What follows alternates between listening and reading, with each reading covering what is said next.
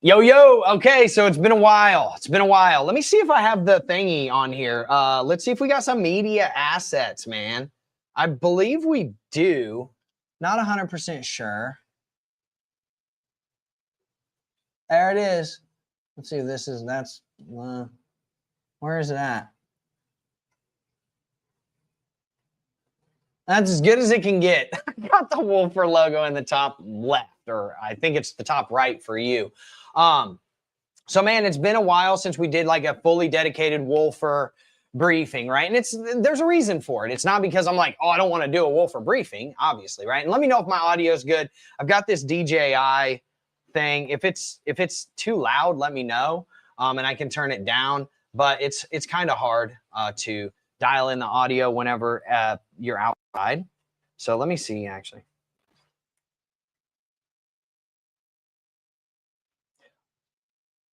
Okay, let me know if that sounds good. If you can still hear me, everything's good. Just give me like a thumbs up in the chat or something like that. We've got Goldfish here. He said this a far distant future. We've got Jason R here saying good afternoon, Wolfers. Everybody that showed up, man, I appreciate you. We've got Paul D in the Discord. Duck Rules says the sound is good. We've got about 12 people here on YouTube right now. Let's let people kind of file in. We've got a few people on Twitter. So it's been a while. We've got the usual suspects. Richard Fours here. He says he's no hospital pizza today. No hospital pizza today. Thank you for reminding me. It is hashtag Friday Pie Day. Hopefully everybody's getting themselves some pie. This week we got Oshala Parindia. She's up in here. She's throwing up. Okay, I thought she was doing the surfer thing. She's getting the thumbs up. We got Gator Financial. We've got the trophy. We won the championship game, apparently. So this is going to be a Wolfer Finance targeted 100% stream. We've got Dr. Philgood here. We've got Girk throwing pizza at my face. He knows I'm just a literal big Teenage Mutant Ninja Turtle. Love pizza. We've got Icon in the building. Can't see his face, but we can see his tie. You know what I'm saying? So let's talk about Wolfer, okay? Now, there's a reason why we don't do Wolfer briefings every week like we used to, and it's because the market isn't popping and doing crazy stuff like it was before, right? So previously, whenever we were doing the Wolfer briefings, we'd do them every single week, every Friday. I want to give you an update as to like what the future of Wolfer looks like. You know, if you have questions, drop them in the comments section, man. And let's talk about what the future of Wolfer Finance looks like. Nothing has changed literally from with Wolfer since day one. We literally master and validator node some of the top blockchains in the space, and a couple of things have changed, and we can actually not much has changed, but a couple of things did change, and we'll talk about them, right? So when we first started Wolfer Finance, and this was back in 2022, right? The market was on fire with DeFi. There was like rug pulls and, you know, scammers and clown creators, dummy devs galore, right? So we always had something to talk about, always had something to compare ourselves to, you know, that we could come in on the Wolfer briefing and banter. That has ceased a lot into 2025, right? Lazy Zoltan's here, man. The usual suspects have shown up in full force. I appreciate you all. Now, that's the reason why we don't do the briefing every single week, because it's like, what do you want me to do? Like, I can do it, you know, if you want, but I'm going to show up. I'm going to say, hey, the validators are still validating. The markets are still doing what the markets are doing. And, you know, is AVAX going to pump to $130 again? Is ETH going to pump to, you know, blah, blah, blah again? And, you know, I don't know. It's all speculation. I have no control over the markets. I only control the things that I control, and the things that I control, they've still done the exact same thing every single month, year, week, day, whatever, right? So we're a master and validator noded company. We have multiple ETH validators. Those things have been up forever. We have a massive AVAX validator, which we'll talk about in just a second, that's been up again forever. And then we had a FTM validator until FTM decided to rebrand now to Sonic. And then it made zero feasible sense for us at the economic point that we were at with the token price of FTM.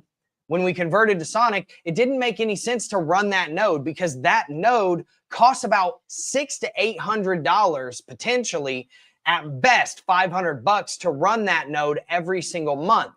And the percentage that you're getting off of FTM, which is now Sonic, right? It's like 3. And at that price, it was like we were not even breaking even if we were to pay to host that node, because it takes a massive server of ridiculous amounts of terabytes. And for our ETH and our AVAX validator nodes, we run those for free because we paid for this big server thing that's called an Avado, and those run off of that and, you know, just power. It costs like $3 a month to run those things, right?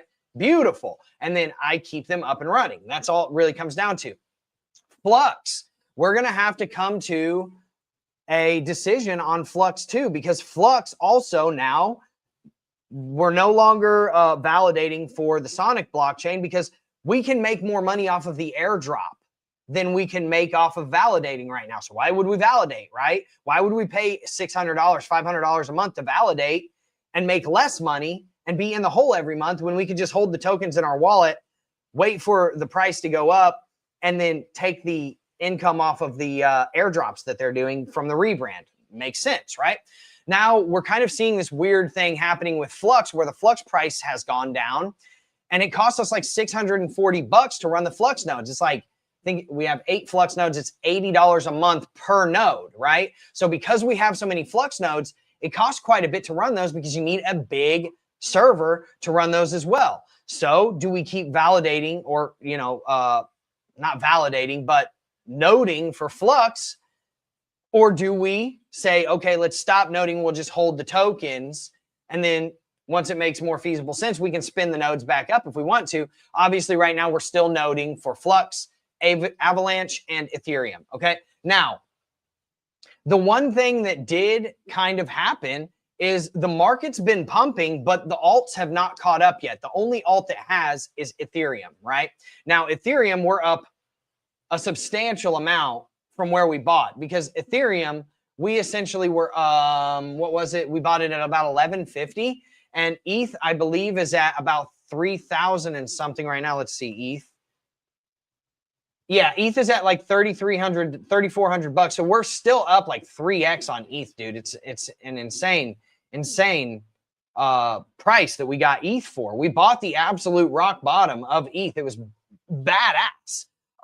And then Avalanche, same thing, right? We literally bought the bottom of Avalanche at 15 bucks, and it's never really gone below that, right? It's never really gone below that. Like, we just touched 1508 the other day, but that position is still in pretty good play. And with everything that's happening with Avalanche, it's going to be great. So if you want the technical analysis on ETH, on Avalanche, on Flux, on, you know, Sonic, and what my price targets are, I have a stream that's starting in 22 minutes where, you know, I'll do the TA on those assets if you'd like to show up. And that's where we talk about the market, right? But as it pertains to this stream right now, I'm literally just going to talk about Wolfer, what our plans are for the future, and how everything's going right now. Now, we got some seriously, the one thing that has changed in our portfolio, there's a couple of things, okay?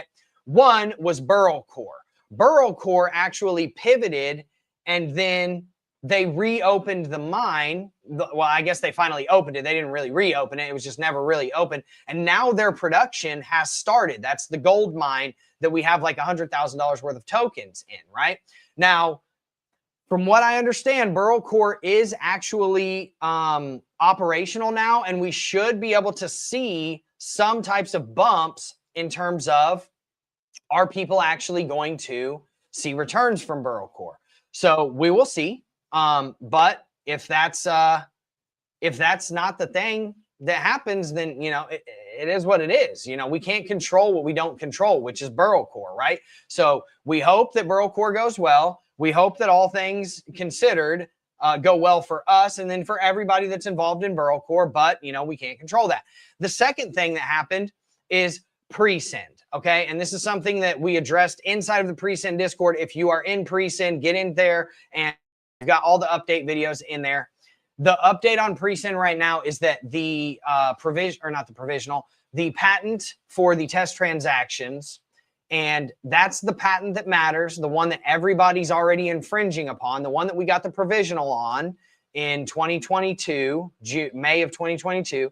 And the one that we actually received, the International Patent Treaty, gave us the PCT, the PPT, whatever, they 10 out of 10, and then fast-tracked us to patent issuance. That was the test transaction patent. Now, the patent examiner was less than cooperative and denied that patent categorically 2 times. And we were like, okay, we're done messing with this guy. We're just going to go straight to appeal because this guy's not going to give it to us. We were unfortunately denied that appeal, which I cannot imagine. I've got my own thoughts on that. I'm not going to air them out publicly, but it's a horrible result for our patent and for our company. So that's basically the other thing that has changed with Wolfer, because as you know, Wolfer does own 10% of Presend. Now, do we have any money in Presend? No, but it does affect our company, right? That Presend has been denied this patent, and it's an unfortunate end to that process. Like, being denied in the appeal is like, it's a kick to the gut, man. I'm not going to lie. It is. It doesn't get worse than that. For a tech company that's dependent upon a patent, it literally you cannot get worse news than that. It is horrible. So, see what everybody else is saying. What's going on with the AVAX node? It's always full, and I can never delegate to it. Why is that? It's been a recent thing in the past few months. So, Jason, I heard you in the Discord, and that was something I was going to talk about on this call anyways. I'm glad that you asked the question. This is another thing that's out of my control. I can't control if somebody comes in and takes up the entire staking ability on our Avalanche validator node, right? So if somebody delegates all of their Avalanche to our node, because here's the thing, for Avalanche, I think you can only, if you like, I think we have like 16,800 Avalanche in our node. And based upon how many coins you have in that node, there can only be so much coinage delegated to that node. So once it's full, it's full. So if somebody comes in and delegates a crap ton of Avalanche to our node and takes all of that up, there's nothing I can do about it, man. I wish I could give you a better answer, but that's out of my control. I can't just like kick them off of our delegation list. That's not how crypto works, right? Of course, the usual people are here. We all come for the braids and the laughs, for Square Pizza and Square Hospital Pizza. To update the AVAX validator for the Granite upgrade. Am I excited for that? I mean, I wouldn't say I'm like super excited for it. You know, it's going to be like some work or whatever. I'm excited that they're doing it. But in terms of like, do I think it's super bullish for AVAX? Not really. I mean, we see upgrades all the time. Multiple times. There will probably be some downtime on the node during the upgrade and stuff like that, which is super frustrating. And those upgrading processes are super frustrating on my end as well. But you know, it is what it is. You know, I'm excited to do it. You know, I'm happy to do it.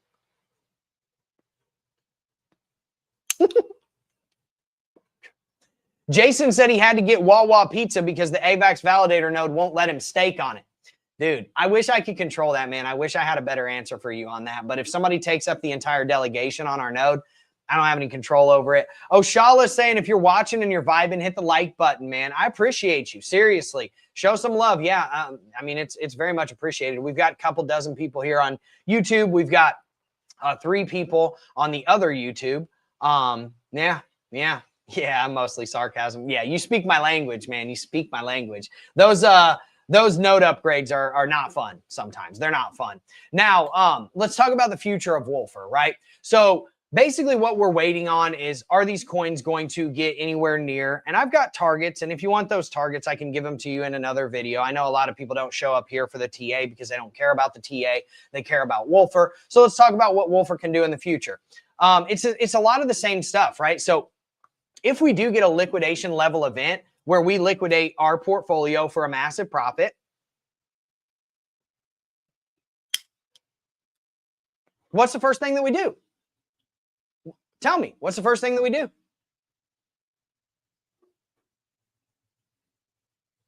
that was going to come, that Wawa is going to come back up, Jason. Yes, it is, bro. Yes, it is. If you know Florida, you know Wawa pizza. So nobody's probably going to answer that question. What's the first thing that we do? We pay out some dividends, baby. Pay out some dividends. Let people go get a claim. Right, exactly. And then we celebrate, right? Richard 4. We celebrate because we've, gotten where we're going. What's the second thing we do? Well, if we think crypto is going to be going down in the interim, we find other assets to get into that can generate us income in the meantime, right? Reinvest, look at the market and reinvest. Yeah, but we got to wait for the market to go down because we don't want to reinvest on the way down. We want to hit that bottom, baby. So what can we do? Well, one of the most tried and true models in the entire world is real estate, right? So we can take, say you have $1 million, right? You can get $5 million worth of real estate as a company, especially a company like ours that has audited financials, tax returns out the wazoo for the past since 2022, right? And we can go out and you got it. Todd King, he's right here. Buy multifamily housing because of inflation. He already knows what time it is. And then you can let that appreciate over time. And also it's bringing you in steady income, even more steady than the validator nodes, right? Because it's not it's not subject to all these like swings. Like our AVAX that we get this month, say we get 100 AVAX this month, that's only worth $1,800 this month, right? But 6 months ago, that same AVAX would have been worth 10 grand, right? Because AVAX was almost $100. So the swings, man, the swings is what makes it suck sometimes. And so what we do is we get out at the top of that swing. We put it into something that's going to generate us income, like real estate, like the oil wells that we've been talking about for years, right? That I've never pulled the trigger on, but we have a letter of intent that says we get to do that. If we ever get this liquidation level event, we can put 200-300 grand, drill that oil well, and bang. See what I'm saying? Dig a pond and sell it for higher. Buy land, dig a pond, sell it for higher. How about what we do is we buy an oil well that's we already know has oil under it, right? And we enact that LOI, that letter of intent, and we put that couple $100 grand into an oil well build that then can pull oil out of the ground and make us hundreds of thousands of dollars really fast, because there's nothing faster than oil money. Nothing, not even trading, right? And I'm a trader, but I've never seen people get more rich than oil. And luckily, that's not going to be a significant portion of your portfolio. And it's a one and done. You literally drill the well and it prints for years and years and years until the oil's all out of the ground and you make redonkulous money. Okay. So, I mean, those are the two things, in my opinion, that I'm seeing in the future for Wolfer. If we are to pivot this into a more, what's the word I'm looking for? Like more traditional business, right? It would be real estate, multifamilies, land and storage, Richard 4, right? Land and storage. So like storage facilities, those things print money. You can put about 4 or 5 different businesses inside of a storage facility, because you could have a UPS, FedEx drop point. You could have a UPS store in there where people rent boxes. You could have, there's a lot of things. You could lease out space for mining farms. You could put solar panels on there. There's a lot of stuff you can do with these storage units. And yeah, Girk, you already know what time it is. Storage prints money if you've got it in the right place. And there's one thing that couple things that people are always going to need. They're going to need a house to live in. They're going to need food to eat, and they're going to need a place to store their stuff, right? More diversified portfolio would be awesome in the future. Trust me. I know, man. That's what I've been screaming for years. So, I mean, that's kind of the update on Wolfer as it sits right now. So again, Wolfer is a waiting game, man. There's nothing bad has happened with Wolfer where it's like, oh my God, we're screwed, right? Like it's a waiting game, man. And you know, your portfolio is going to have fluctuations, ups and downs. But again, I don't have Nakamoto on speed dial. Unfortunately, I haven't got that big on YouTube yet. If you could help me get that big on YouTube and Twitter by subscribing, liking, following, commenting, and stuff like that, that would be helpful, because then I can call Satoshi and tell him, hey man, pump the markets and then call all your altcoin buddies and tell them to pump those markets so that Wolfer can liquidate, and then we can pay out some dividends and then get into the things that we want to get into and let that cycle repeat, right? Take the income that we earn from, you know, real estate, oil, whatever it is, right? Or a plethora of all of those things. Take that income, throw it into a pot, and then once that market bottom comes in, boom, we buy the assets back up, right? Yeah, bring the vodka for the next show. Tito's, the fountain of youth, right? I don't drink, but you know, if you bring me some espresso and some aqua panna, and we'll all be Gucci, right? And bring me a Maduro cigar, right? Maybe preferably even a Liga Privada #9, right? So yeah, that's what I'm seeing with Wolfer right now. That is the plan. That has always been the plan. We've stuck to the plan. We are diamond hands, okay? Most people are not diamond hands, okay? We've been holding this stuff for years. We have not gotten shaken out of any positions other than Crow, because Crow just, dude, I remember that. They were about to get, they basically helped Gate.io prop up their books. It looked really bad for them. We got out of Crow, and it happens, man. You know, sometimes you do get shaken out of positions like that, but that was for a very fundamental reason. And I think everybody agreed with why we were getting out of Crow, because would you rather get out at a 15, 20, even 30% loss, or potentially take the potential of it going down 90% because they get friggin' brought up on charges for helping Gate.io prop up their books? Now, did that happen? No, it didn't. But yeah, no, it's not. It's all good, bro. Like it's not your fault. You know, at the end of the day, bro, like I made the decision to start putting some of our money into Crow, start stacking Crow so that we could get a validator node. It didn't work out. It is what it is, right? Yield nodes rugged us. Everybody knows that I pressed them and found a private buyer to basically get us back 50% of our investment when those things were bringing back 9%, right? Absolutely killed it on that.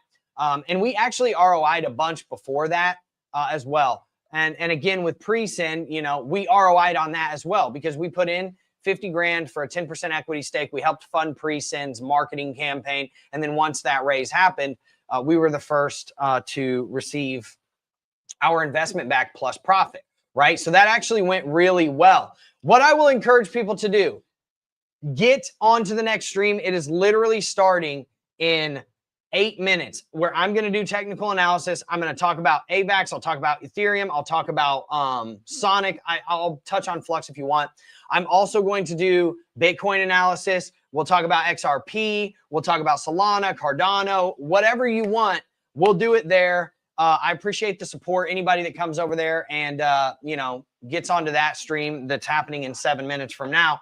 And with that being said, man, we'll see if we can make this a regular thing with Wolfer. I don't want to come on and waste people's time. That's my thing. Like, I hate it.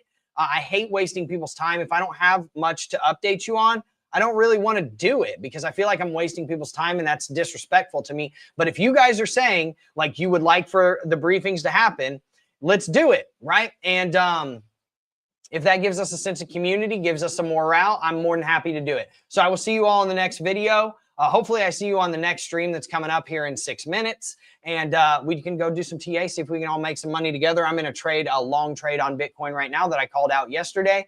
And we're absolutely killing it on it. And actually, we called that out inside of the Nordic Alpha private VIP trading room. So I didn't call it out live on YouTube. But, you know, if you're in the VIP trading room, you knew about this trade, you know, and ahead of time, and you got in, and now you're making money. So I will see you all soon. Peace.